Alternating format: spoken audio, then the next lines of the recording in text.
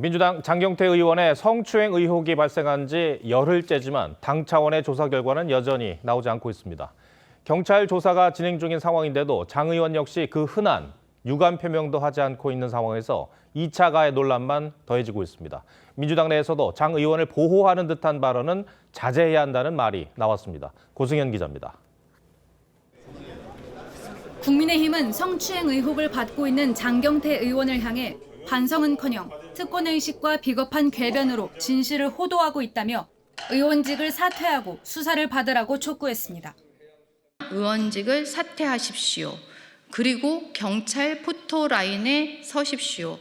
그것이 당신이 그토록 자랑스러워하는 재선 의원의 도리이며 태도입니다.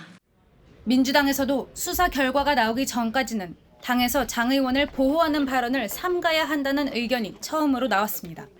피해자의 입장도 고려해야 한다는 겁니다. 피해자의 입장도 고려해서 수사기관의 판단 나올 때까지는 당에서는 장경태 의원을 보호하는 식의 발언은 안 하는 게 맞다 생각합니다. 박원순 전 서울시장 성추행 사건 피해자를 대리했던 김재련 변호사는 대본이란 어떤 일을 도모하여 미리 짜놓은 계획이라는 사전적 의미를 갖는다며 장 의원이 피해자 인터뷰를 대본 연출 같다고 한 발언을 비판했습니다. 김 변호사는 폄훼했다면 그 자체로 허위사실 적시 명예훼손에 해당할 소지가 있어 이 또한 범죄가 될 수 있다고 했습니다. 장 의원에 대한 윤리감찰단 조사 지시가 이루어진 지 열흘째이지만 아직 그 결과는 본격적인 징계 절차가 개시되는 윤리심판원으로 회부되지 않았습니다. 2차 가해 논란을 빚은 최강욱 전 교육연수원장은 조사 지시 사흘 만에 회부됐습니다. TV조선 고승현입니다.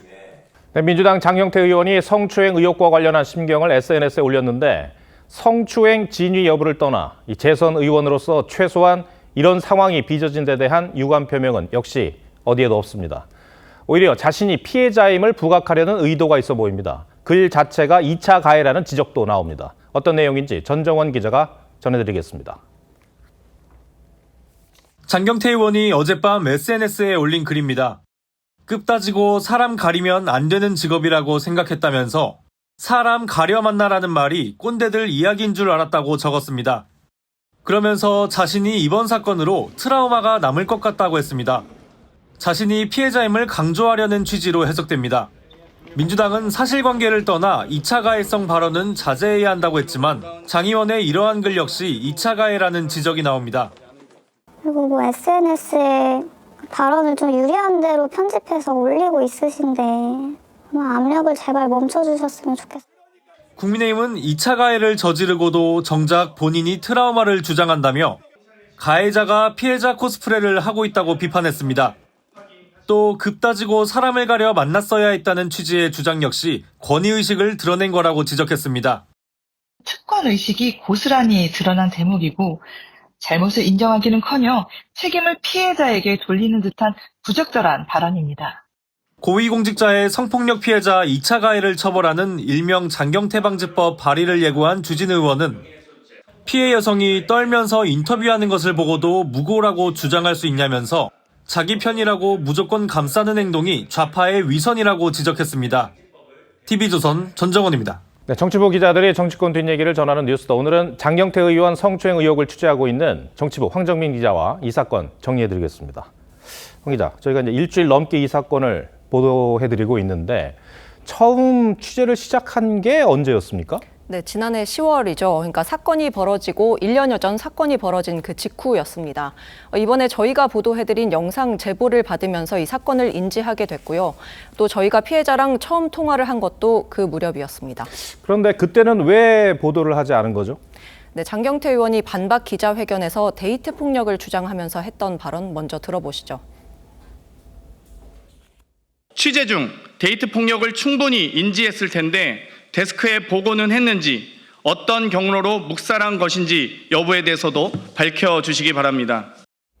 장 의원은 그러면서 1년 전 제가 피해자와 최초로 통화한 내용을 공개하라는 주장도 했습니다.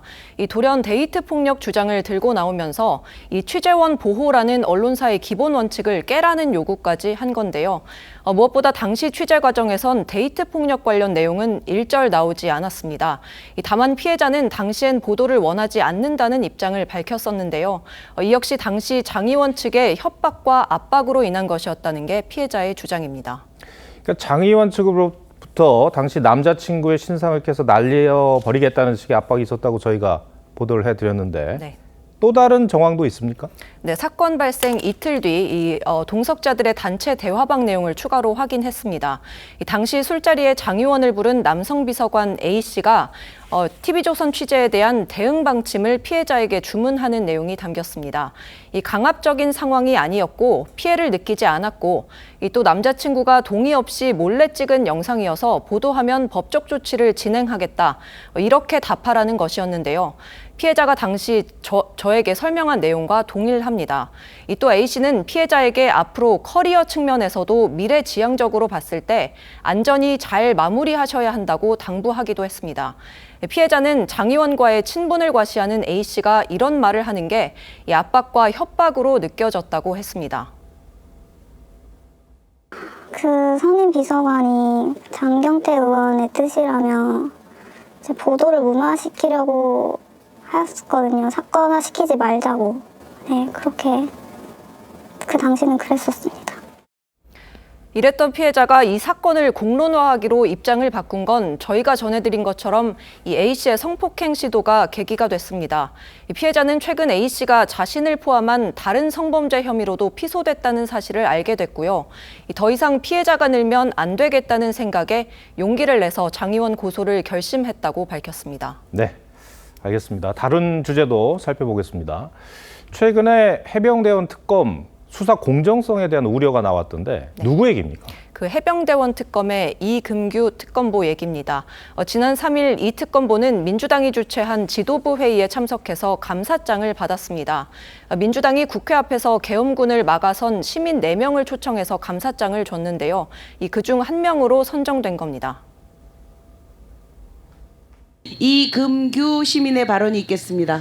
부끄러운 고백을 해야 될 것 같습니다. 그날 밤 너무 겁을 많이 먹어가지고 한참 망설이다가 겨우 이 국회 정문 앞까지만 왔었거든요.